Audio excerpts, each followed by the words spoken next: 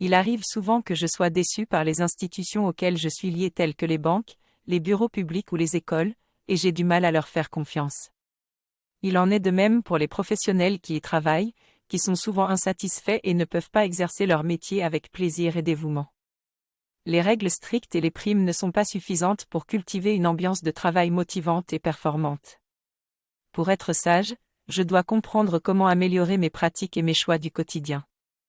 Avoir les compétences sans la volonté de bien faire peut mener à la manipulation des autres, tandis que la volonté sans compétences peut m'amener à tâtonner de manière inefficace. Les compétences nécessaires pour la sagesse pratique ne s'apprennent pas de manière théorique en lisant un livre, mais elles sont développées à travers la pratique. Pour être sage, il faut connaître la finalité de l'activité dans laquelle je suis engagé, savoir improviser, être sensible et lire un contexte social, adopter les points de vue des autres, utiliser les émotions comme des signaux pour agir et décider, et finalement, être une personne d'expérience ayant acquis les traits de caractère de la sagesse.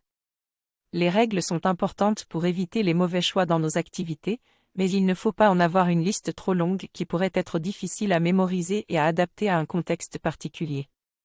Il est essentiel de pouvoir se tromper pour développer notre sagesse pratique. Les récompenses monétaires ne doivent pas nécessairement être ajoutées pour motiver les efforts, car cela peut réduire la probabilité d'actions éthiquement correctes sans compensation.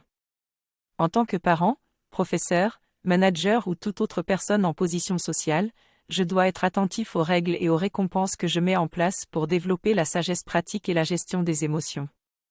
La sagesse pratique consiste à savoir quoi faire, mais aussi à être motivé pour agir en conséquence avec l'alliance de raison et d'émotion. Pour développer notre sagesse pratique, nous devons expérimenter, comprendre ce qui se passe chez les autres et chez nous-mêmes et parfois commettre des erreurs. Même si cela peut être fatigant et frustrant, nous faisons parfois certaines choses simplement parce que nous sommes convaincus qu'elles sont bonnes pour les autres et pour la société.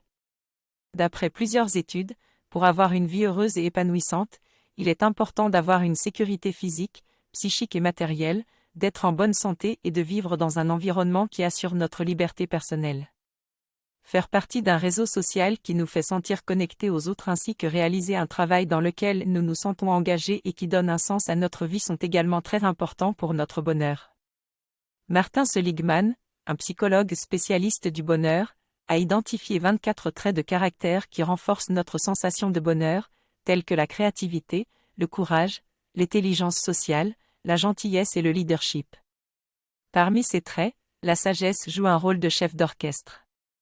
Pour cultiver ces caractéristiques, il est important d'avoir un état d'esprit positif et un environnement qui nous permettent de réaliser nos activités comme nous l'entendons.